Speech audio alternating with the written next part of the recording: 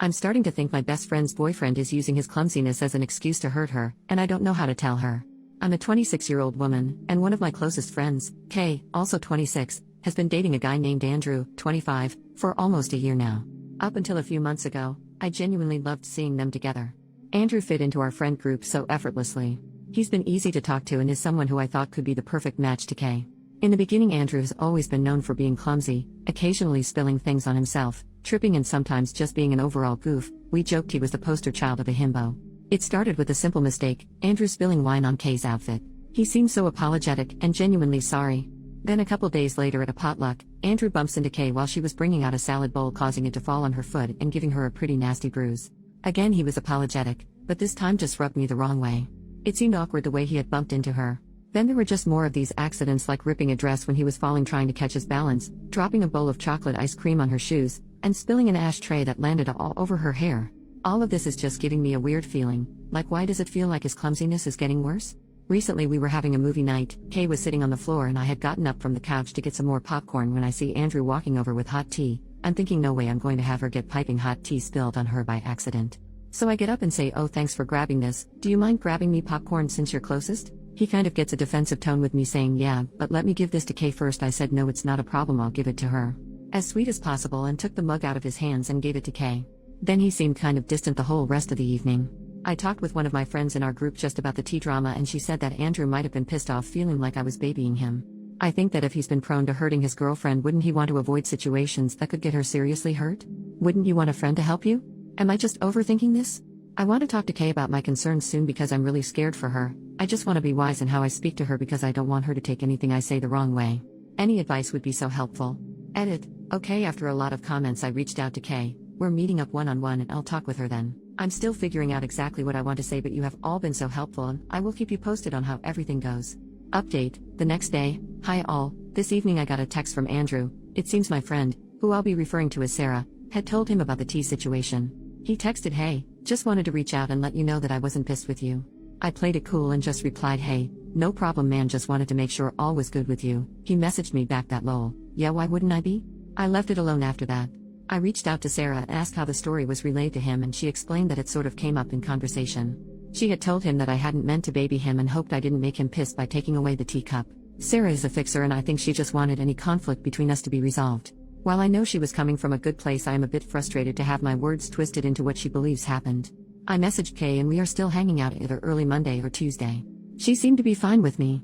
We had a quick call, but she seemed less talkative, which has me nervous. I really hope I didn't screw everything up. After a lot of comments, I've decided I'm going to be careful with my wording. A lot of you have pointed out Andrew could have a medical condition. While I'm a bit skeptical, I will keep this in mind. Hopefully my concerns can be addressed in a way that flows with our conversation. Thank you all for your feedback, even if some was harsh, and to all who have shared DV stories, I'm so sorry you had ever received any mistreatment. You deserve happiness and safety. I'll be posting an update as soon as we have our talk or anything changes. Edit. For clarification, he's only being clumsy with her. In fact, I'd say it's become more focused on her. Sorry, should have been more clear in my writing. Andrew's clumsiness, while apparent, was always self-inflicted, like a small spill or mostly tripping a bit over his feet. It's been only recently with his behavior it's become more pointed towards Kay. Like he's rarely been him being the injured or spilled on party, it's now been only Kay. Relevant comment, does he do it when she's particularly proud of or happy in an outfit? OP, the dress he ripped was one of her favorites, and she had to go home early because it ripped in the cleavage area and she was more so embarrassed. The ashtray being dumped on her hair was when she was wearing her hair natural, curly, when she mostly straightens it. But she'll have her hair natural randomly and nothing happens. Also, he totally ruined her white heels with the chocolate ice cream. OP realizes something a few comments later. That's something I've been thinking about, and writing it all down I just realized, all the accidents have to do with her looks. Spilling on her outfits, bumping into her when she's wearing a dress, chocolate ice cream on her shoes, those were white heels. I know that's just speculation. Someone else said it could be a Munchausen by proxy situation. Overall just solidifies that I just need to talk to her, which I am this week. Also, her reaction to these accidents is always quick to try to move on. She is somewhat introverted and doesn't like attention, so she's just quick to say she's fine and move on from it. She'll tell Andrew that she forgives him and just to be careful. Commenter, this seems sinister because it seems like he's trying to see what he can get away with. OP, that's what has been hard. I felt like I've been the only friend to notice. Like no one else seems to want to believe that Andrew's doing this on purpose because we've known him to be this clumsy guy. I mean, who wants to believe someone's doing this on purpose? Commenter, does this happen in front of others or also with just the two of them? From what I understand, he's always had these accidents in front of friends, not when it's the two of them. And whenever it happens, he gets really apologetic and he's never laughed about it.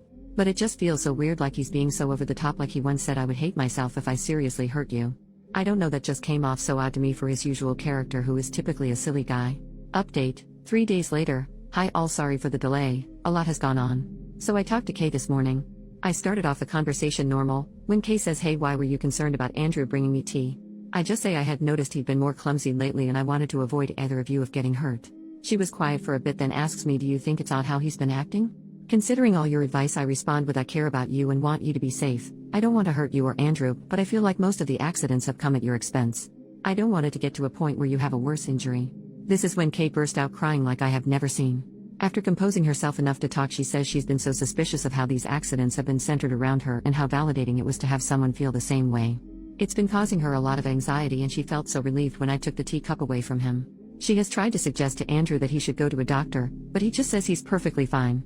Kay is not confrontational, so she just drops it. She said how recently Sarah, Andrew and her were all hanging out together. Sarah told Andrew I was so upset about how he was hesitant to hand me the teacup, a completely different story from what Sarah told me. I have been more open with my emotions in my post due to my anonymity, but in person I was very casual about the situation. I said something along the lines of, "Hey, did you think I upset Andrew by taking the tea when I asked him to get me popcorn? I hope I didn't come off rude."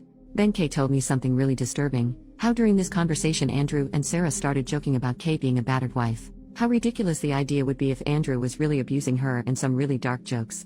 This had Kay feeling like she was crazy to think that these accidents might be on purpose. Also, they had said some things about me that made her so upset she couldn't even tell me. Kay said she's felt trapped, living with him, and how he's intertwined in our group. She felt like she needed to wait to have proof he was faking it to make it worth a bunch of drama. I feel horrible that she's felt so alone in this. I was pretty blunt and just asked, "Do you still love him?" She responded, "I don't. I think I don't even like him anymore." So we talked about the best way for Kay to leave Andrew, being as safe as possible. Kay called in sick to work and we went over to her house and talked with our friend Leah, her roommate. Andrew was out at work, so we quickly moved all their things into Leah's room. She has a key to her door. Anything that was super sentimental to either of them we packed in my car. Kay is going to stay at my house and Leah wanted to stay with a family member who lives not too far away. Kay has written a letter to Andrew ending things. She is going full no contact. She set a date that she expects him to leave. He moved in with them so he doesn't have his name on the lease. Our friends Mike and Corey will be staying at the house. This is to ensure nothing will be damaged due to an accident, also to let Kay and Leah know when it's safe to come back. Thank you all so much for your advice. Tomorrow I plan to go on a little shopping spree with Kay, doing everything I can to alleviate her anxiety. So far we know Andrew has seen the note and is packing to leave. So far so good. If anything happens I'll be sure to update you all. Relevant comment: what the heck is up with Sarah? OP, this is what is so odd to me. I said Sarah was a fixer because she has always been the mom friend wanting everyone to be safe and happy. I've never noticed anything between them, just normal banter we all have with one another. I just don't know why she's going to bat for him so hard. We had a call where she was very mean, to put it mildly. She was very angry at me, like I was the one who caused all this, as well as some very personal attacks. I think Andrew is telling her something because this isn't who I knew her to be at all. Or maybe she has always been but has simply masked it? Commenter number 2. Did Kay ever tell you what Sarah said about you? OP, I told Kay vaguely about what Sarah said on the phone call and asked if it was similar and she confirmed. Being vague as possible, it has to do with my family's issues with addiction and situations happening due to that. I had told our friends in confidence, knowing she's used it to weaponize it against me, and has told Andrew has my skin crawl. Commenter, what was your other friends' reactions to Kay and Sarah? All of our friends, except Sarah, have been a huge help in Kay's healing during this time. It's been amazing to be a part of and witness. We've all since blocked her. Her comments towards Kay and me have not been tolerated by our group. Hopefully this is the wake-up call she needs. Final update. First off, Kay is safe. I want to thank everyone for their advice, it has been a huge help. For someone's comment, we got that detector that finds hidden cameras. Mike and Corey searched everywhere and found nothing. They also have searched for spyware on Kay's phone and laptop, also looked for tracking devices, and nothing was found. Locks have since been changed, and after a lot of consideration Kay and Leah have decided to not move due to financial reasons. But for their safety they've decided to have Mike live with them. He works remote so he doesn't have to leave for work and will be at the house most of the time so Kay or Leah wouldn't be home alone. Corey got a Ring camera for Kay. Also our friend group have code words and safety questions with Kay, which I really recommend anyone leaving a DV situation to do. So last week Sarah had dropped by one of our friends' house to leave a letter for Kay in her mailbox. It was very odd. It was written from both Sarah and Andrew's perspectives, saying how hurt they were, that the way they have been treated was so unfair, that it isn't healthy to go from being someone's everything to just shutting them out entirely. They said how they were happier without outside influences and hoped Kay could find the freedom they had found together. They stated a lot of gross comments about personal struggles of myself and others in the friend group to paint us as crazy people.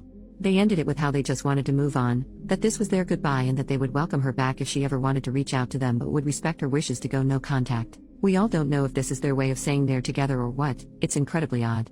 Some of our friends think it's an invitation to an open relationship. Either way, we haven't heard from them since. Kay has opened up with her counselor and us about her stories with Andrew. She has come to believe his accidents were a tactic to control her appearance. Apparently he had a thing for a certain aesthetic and would want her to dress in that way. Behind the scenes he would remark how her looks wouldn't show off her figure and how it would be more flattering for her to wear certain aesthetic, because it would just look better. He would even make jokes about her outfits and overall style. When she would tell him to stop, he would get apologetic and say he was just trying to be funny.